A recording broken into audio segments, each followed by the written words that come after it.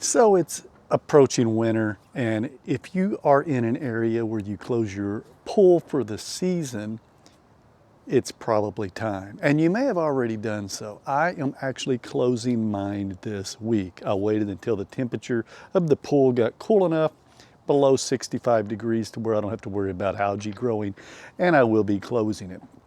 But there is one thing you might consider if you haven't, and that is, should you drain part of your pool when you close it?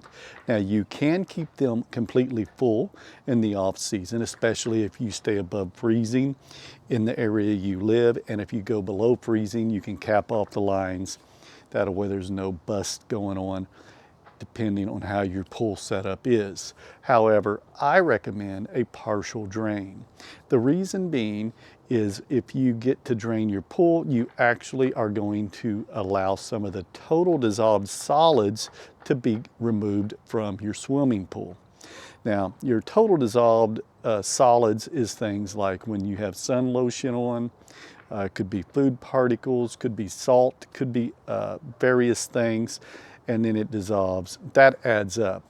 You want to keep your total dissolved solids below 2,500 parts per million, or closer to below 1,500 whenever you're using the pool. That considers your pool water to be kind of old.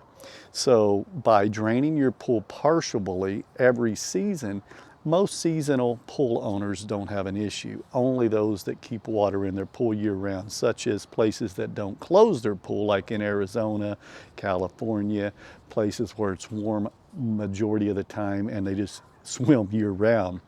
So before you close your pool, or if you have closed your pool, consider draining part of your water below the skimmer. It's always safe to do so. You can unplug everything. If you have an above ground pool, then cover it, which I'll be doing.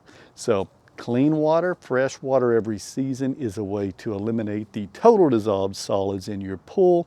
Until next time, thank you for listening and watching the Easy Clear Pool channel.